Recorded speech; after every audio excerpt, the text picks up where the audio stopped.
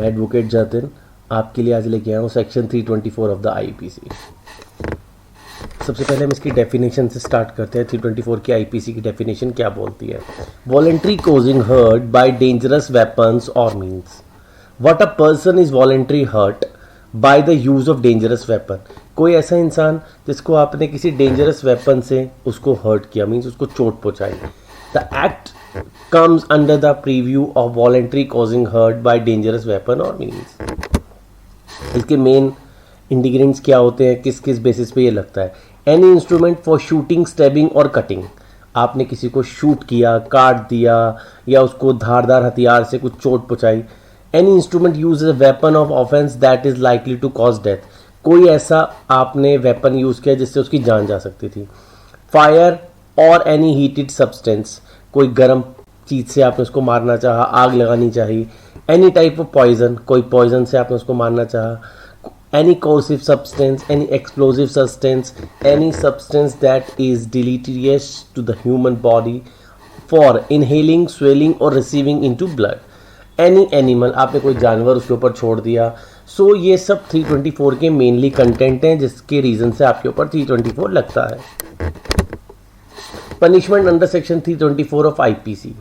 For an offence committed under section 324 of the IPC, the accused is punished with imprisonment which may extend to 3 years or a fine or both.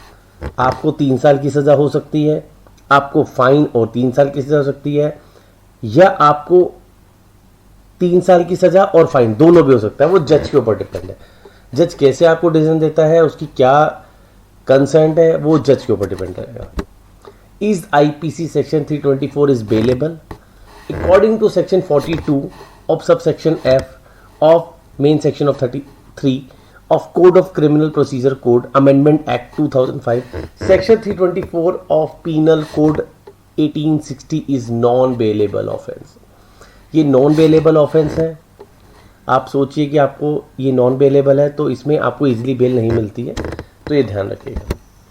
Can 324 IPC be quashed? Quashed means ये होता है कि आप इसको कभी भी खत्म करा सकते हैं। This is a quashed. As offence punishable under section 324 IPC is non compoundable being of serious nature. मैंने आपको ऑलरेडी बताया था ये नॉन बेलेबल है और नॉन कंपाउंडेबल है। Being of serious nature, however the court feels the continuations of criminal proceeding will be excise in fidelity and justice in case of demand that a dispute between the parties is put to end and peace is restored.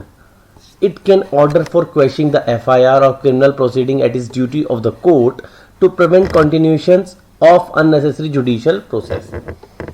इसमें मैं आपको बहुत important एक part बताने जा रहा हूँ। Let's say आपकी किसी से लड़ाई हुई और आप पे 324 सेक्शन लग गया। 324 क्या, 323 भी लगेगा जो लड़ाई झगड़े का होता है, वो भी आपके ऊपर लग सकता है।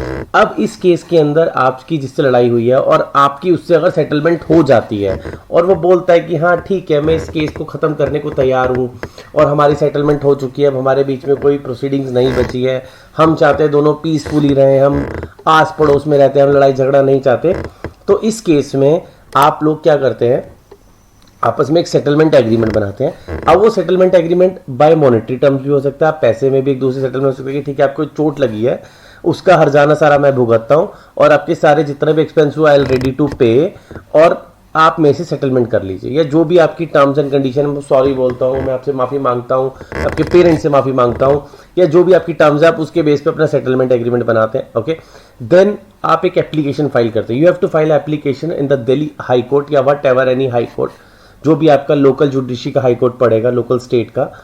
अब हम लत से अगर दिल्ली की बात करें तो आप दिल्ली हाई कोर्ट में अपनी एप्लीकेशन फाइल करेंगी 482 सीआरपीसी के अंडर। ये सेक्शन आपको क्वेश्चनिंग का सेक्शन देता है, inherent power of high court, जिसमें ऑन बेसिस ऑफ सेटलमेंट आप अपने इस एफआईआर को क्वैश करा सकते हैं।